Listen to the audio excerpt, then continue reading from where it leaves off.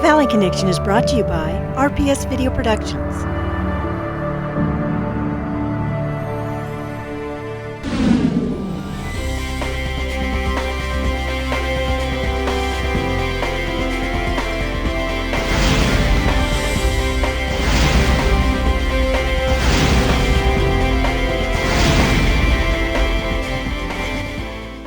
Welcome to this month's edition of the Valley Connection, where we bring you local information of what's happening throughout the Inland Empire. We wanted to take this time to welcome back the snowbirds to our valley. We hope you enjoy your stay with us this season. I'm Nancy Lopez. It is always great to see and visit with our friends from the north. I'm Cesaria Hernandez. Thank you for joining us. We have another great show lined up for you this month. We're starting with highlights from the City of Hemet's Veterans Day celebration. There were over 1,000 American flags placed at Gibble Park.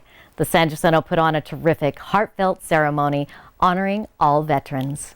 And we had a chance to visit the Temecula Museum, and what an experience that was.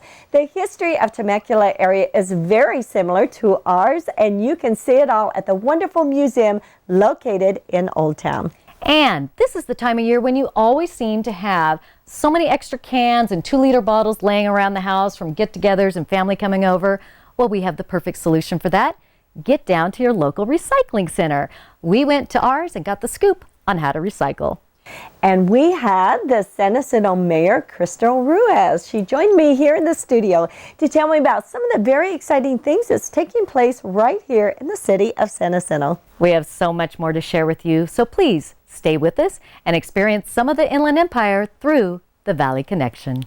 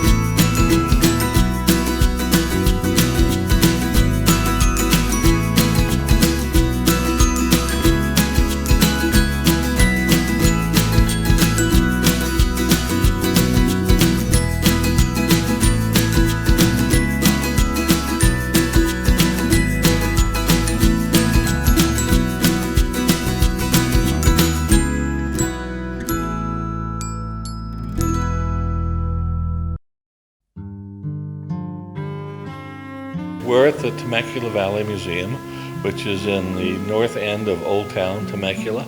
We're right actually in Sam Hicks Monument Park, which is a beautiful facility, so it makes it an attractive visit to come and spend a day here. We have exhibits about the history of the Temecula Valley area, and we have occasionally changing exhibits on the second floor. It's educational. You'll learn something about the place where you live. There's more history here in the valley than I think most people understand. Well, we could go back 10,000 years for the first Native Americans that were living in this area that we now call the Luiseño Indians. They never called themselves the Luiseño Indians. That's what the Padres at the mission San Luis Rey, they called them Luiseño Indians because they were subjects to the mission. But those Indians lived here for many, many years before the Europeans came to this continent. And they had a particular lifestyle. We called it hunters and gatherers. And some of the artifacts in the museum's collection reflect that lifestyle. It shows you the kind of tools they used, the kinds of homes that they built, and tells you about their culture. So if we follow the history out, the history of the valley, we go from the Native Americans who came here first, then we come to the European conquest of the continent and the Spanish coming into California. We talk about the Spanish occupation. Then we move on to the Mexican, as the Mexicans drove out the Spanish and declared their independence, and California was under a Mexican flag for a period of time. Then just right in the 1848, 49, in the beginning of the gold rush, starts a mass migration of Americans into California, and we have the war between Mexico and the United States, and California becomes part of the United States. That's reflected in the history of these exhibits. The first big event after that is the development of cattle ranching in Southern California. And so we talk about the Vail Ranch, which was one of the biggest ranches in Southern California, over 87,000 acres of land to raise cattle. And they did that until 1964. And then in 1964, Kaiser K-Corp Corporation comes in, they buy up the ranch, they subdivide the area and start to develop it with housing. And a planned community evolves out of that Rancho California era. Brings us up into the modern period where we come with the highways, the freeways, the interstates come in, and the beginning of the real growth of this valley. That whole chronological timeline is reflected in our displays. We look back sometimes in history and see that several attempts were made to develop and promote the Temecula Valley, going back into the early 1800s. And it always seemed like timing was just wrong, that the economy wasn't right, something wasn't right. But here in, 20 years ago, it started to really catch on, and especially 10 years ago, and then cityhood, and this area starts growing. Part of it is its location between San Diego and Los Angeles, the economic of the area, the more affordable housing, more land opportunities. People begin to come in and commute to their work, right? So we have this new kind of community that's developing here. One of the things that we always like to say, because you can go to a lot of museums and you can see an old butter churn that the pioneers used, you can see a wagon wheel or something like that. But when you come to this museum, what can you see that you don't see in those other museums? We have one very special collection, and that's Earl Stanley Gardner's collection. Earl Stanley Gardner was the author of the Perry Mason mystery stories, one of America's greatest authors. He lived right here in Temecula, wrote his stories here in Temecula, had the Rancho del Paisano, which is over where the Pechanga Reservation is now. So we have a major display of Earl Stanley Gardner's collection upstairs here at the museum. We invite the public to come. We have tours that call up. You have a group of a club, and we give them tours. So we have docents who are trained in the history of the valley, and they'll tell you stories, all about the stories of the valley, and entertain you for a nice hour and a half visit to the museum. The phone number is 694-6450. That's 951.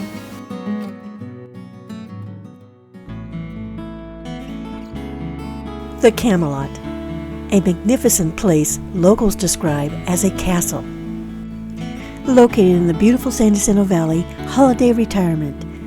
Experience living like royalty as a resident at the Camelot with independent retirement living. Enrich your life with a warm, inviting sense of community and nothing to worry about but deciding among a full calendar of social activities, outings, and special events to participate in. Or you just might want to sit back and join in on a weekly fireside chat with friends and staff. Enjoy delicious and nutritious food as a chef prepares 3 meals a day for you. Whether you want a studio, 1 or 2 bedroom suite, they all come with a kitchenette and a refrigerator. Individually controlled heating and air conditioning with each suite, along with weekly housekeeping and linen services. As you experience the beautiful interior with 6 atriums throughout the building, come and enjoy the unique grounds of the Camelot. Independent retirement living and pet-friendly, one of over 300 holiday retirement communities across North America. If you are that independent retiree and ready to simplify your life, we invite you to discover all that holiday retirement has to offer at the Camelot.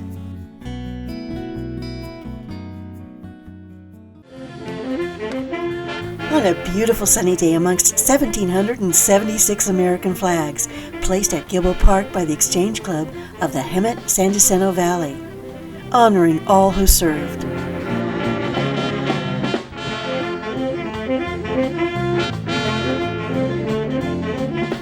Our community came out to enjoy a full day of activities for the Veterans Day.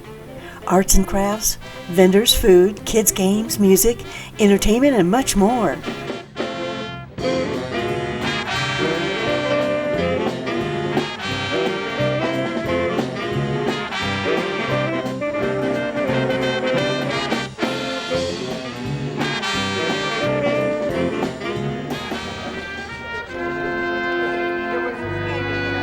Most important was the City of Hemet's Veterans Day celebration ceremony. It kicked off with a salute to the military with music from the Hemet High School Band.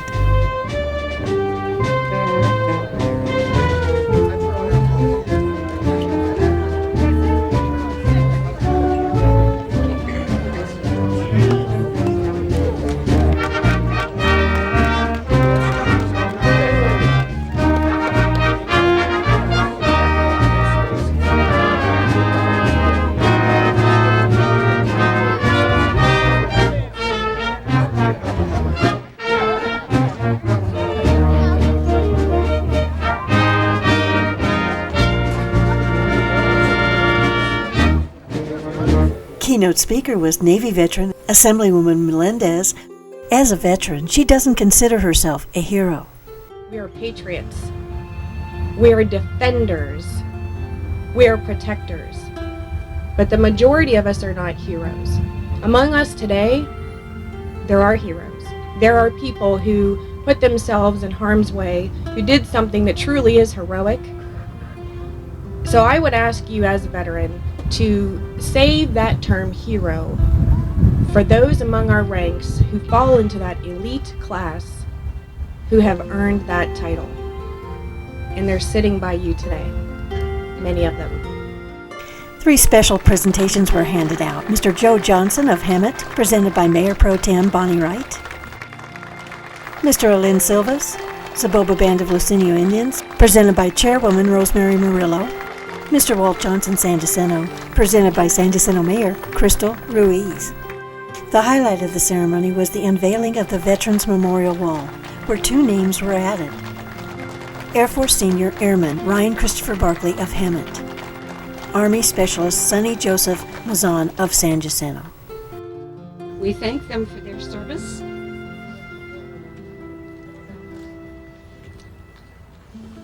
For signing that blank check for their country.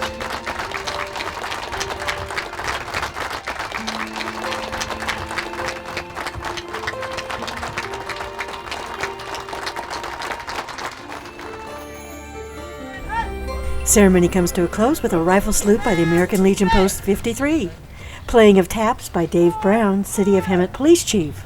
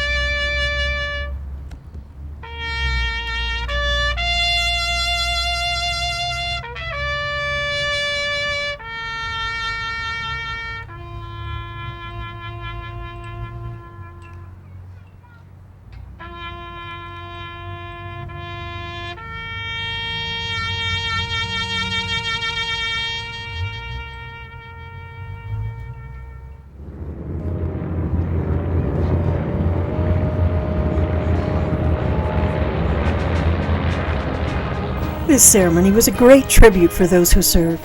Now back for more of the Valley Connection.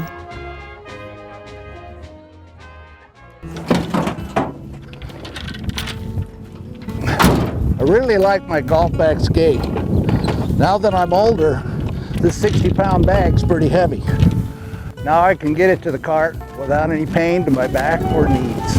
The reliable adjustable golf bag skate, powder-coated steel with durable wheels, is made in San Jacinto, California. I love my golf bag skate. Since my bag is so heavy and I'm so little, it makes it hard for me to get it from the car to the cart. It allows me just to get out here and I'm ready to play. Roll your heavy golf bag with ease. Visit our website at thegolfbagskate.com. Animal lovers came out to enjoy the annual Ramona Humane Society Oktoberfest with family fun and entertainment. Well, our purpose for our Oktoberfest is to advocate and educate the community that we service, which is Hemet, San Jacinto, Menifee, Beaumont, and Banning. And what we try to get out to the public is, to adopt from a shelter, because if these animals don't have the voice for themselves to find homes, we are that voice.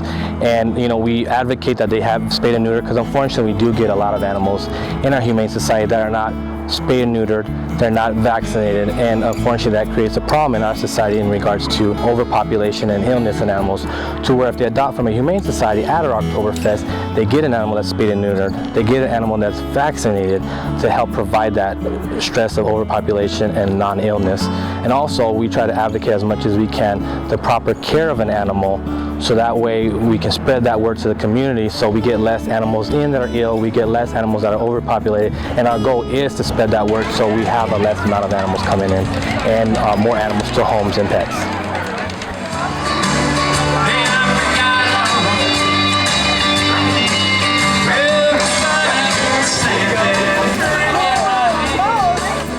The Ramona Humane Society is dedicated to fostering the humane treatment of all animals. Their goal is to eliminate animal overpopulation by offering low-cost spay and neutering services, public outreach programs, and promoting the adoption of pets to loving homes. During this event, there are over 100 pet adoptions. Go to their website and see how you can help support this animal care facility.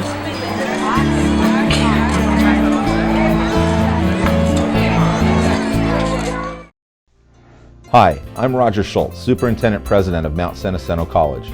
I invite you to look at the programs and services MSJC has to offer the businesses and residents of our 1,700 square mile district.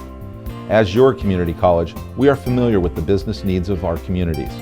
We have developed programs tailored to our unique region, helping students become qualified for the jobs you're trying to fill, enhancing current job skills to maintain productivity, and providing employers with a pool of qualified job seekers.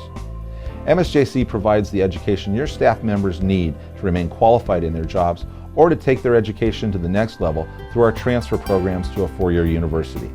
We offer cutting-edge training with an eye towards the latest trends and technologies to help your business remain competitive and relevant during these dynamic times. Come see what Mount San Jacinto College has to offer you.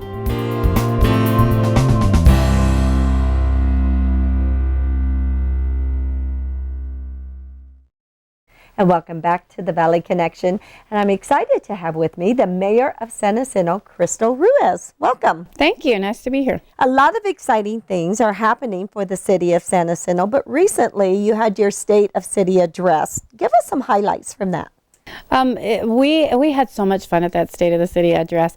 The biggest thing was that we honored a policeman, a firewoman, two local businesses, and a Citizen of the Year for all the things that they've done over the course of the year for our city. So it was the first time that was done, and that was really exciting. We had the employees and staff do a video, and all of this will be uploaded on the city site hopefully soon, but they did a video just talking about the various things that are happening in this city, and it was quite interesting to listen to everybody and exciting to see what they were saying about really being here. And then finally we got a lot of good news at the State of the City. We've been through some hard times, we've taken our knocks, but we're on the right side. Even Chuck Washington, County Supervisor Chuck Washington, announced that he's donating $500,000 to our parks so that we can help upgrade some of the playground equipment and safety of them. That's a huge deal. We haven't seen anything like that before, and so we were really honored to be able to announce it at that time. So we've had a lot of good things going on. And another positive thing you're doing for the youth of the Valley that's maybe going through difficult times, it's called Boxing for Christ. What is that? Oh, this is a great organization. Everybody knows Sally Park over there. We had to close it for a while. We closed the POW building over there, which was an after-school program for the kids, but we can't afford it. However, Boxing for Christ has come in, and it's a youth program that gets our young people off the streets, those that are most risk kids, gets them off the streets, focuses their energy in the right direction. If you want to fight, don't fight on the streets, fight in the ring. That's their motto. They want you to take that there. Some of these kids are looked at, they are an organization that's helped by USA Boxing Association, and some of these kids are even looking to going pro. I want to get some money into that program so that these kids she can take them. They're from low-income houses. You know, these are the kids that we see on the streets playing. So she's going to be able to take these kids to various fighting events where they'll go and fight real fights. When they go and get a belt from there, it's a belt they earned. It's not for participation. They get maybe get a little medal for participation, but if they're going to get a belt, they earn that belt. And so it's really interesting to watch the changes in the kids. Oh my gosh, I just can't believe. I go out there and I work out with them. And I'm very excited about when I do, because I see the attitudes of these kids. They come in there all, you know, for lack of a better word, very cocky. They don't want to talk to people. They know it all.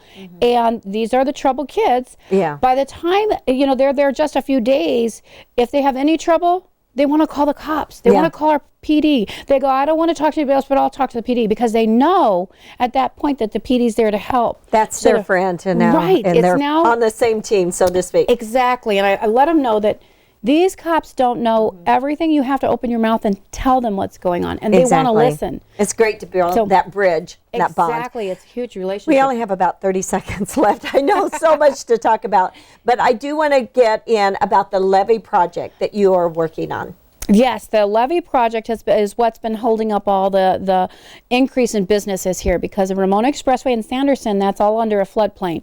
The levee project, we've been working on it several years. We went through the environmentals already. We're actually working on funding. We are looking at breaking ground right now, a tentative in April of this next year. That means that we can have those big name businesses that we're talking about, the good restaurants coming in. All of this over there at Sanderson and Ramona Expressway, right. And then Saboba has got the casino permission to move forward on the casino. So it's gonna time almost exactly, pretty close to being the same time frame that they're gonna be moving forward. We're gonna be moving forward. So we're gonna see a lot of positive changes coming to the valley. Oh, that's exciting. I know you're anxious to get that done and, like you say, move forward. Crystal, so much to talk about. I'm sorry we're out of time, but we really would love to have you back and get some updates. Anytime. All the wonderful things you're doing for the San Jacinto. Thank you so much. Anytime. We'll be right back with more of the Valley Connection right after this. Are you interested in promoting your business or service? Let our television program, The Valley Connection, work for you. With these uncertain economic times, let RPS Video Productions promote your business with a customized commercial or broadcast package that will be aired on The Valley Connection. To receive more information, contact Rob at rpsvideo.com. Now let's continue on with the show.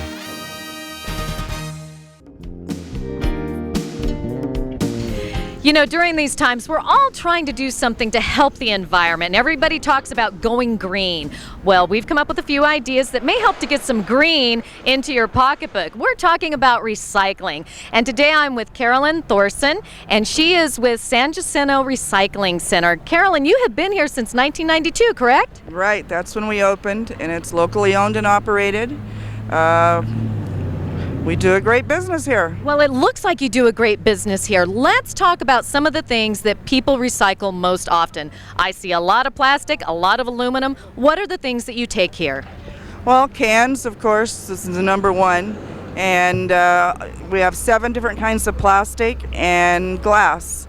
And then we take scrap aluminum, brass, copper, radiators. The plastics there's, like I said, there's 7 different kinds, and those are the tricky ones that you have to look at to make sure that they are redemption. And all of your recyclables will state CA redemption on them. And if they say that, we take it. Okay, well, Carolyn was showing me some of the things that they take, but there's one important thing that they don't take, and that is 100% juice bottles. Those are not recyclable. But one of the things that you want to really look for is the numbers on the bottom of the plastics, correct? Right, and the CA redemption on them.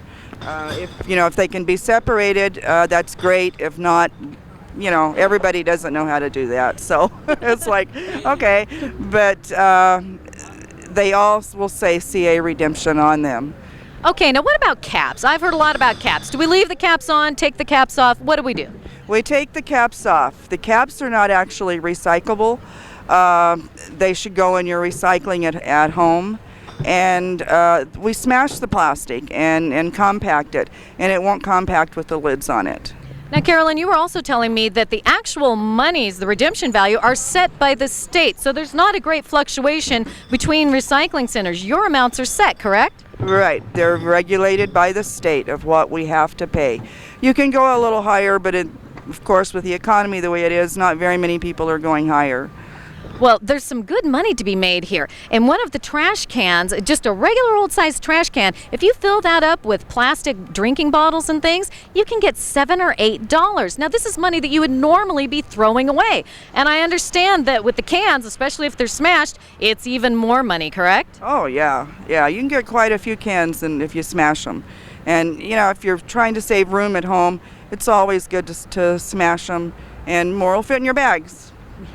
Well, there we go. Look at all of this business that she has going here just this morning. Are there better hours to come when maybe things are a little bit less hectic around here? Oh, yeah. Monday and Saturdays are one of our busiest days. During the week, it's a little less busy, and mornings are usually better, except on Monday and Saturday. And, of course, we're out here on a Monday. Well, Carolyn, thank you so very much. We appreciate all the information that you've given. Is there any tips that you would like to give to our viewers about recycling? Just do it. It's so important for the environment and for your pocketbook, you know. It helps everybody in the long run. Yes, it does. And we're all about helping everybody. We are going to be right back right after this.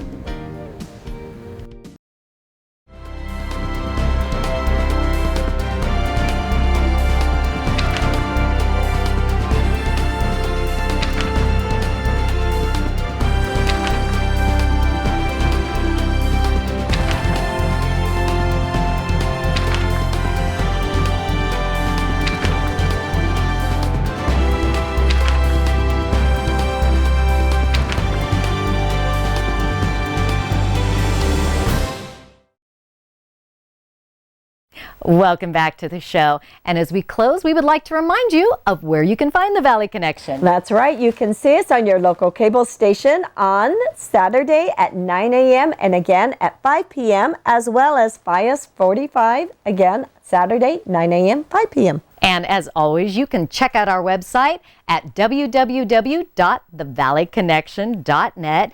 And Nancy, it's already that time again this year. It is. Merry Christmas, everyone. Please be safe out there. And we also wish you a very happy New Year. Thank you so much for joining us. And please join us again for more of The Valley Connection.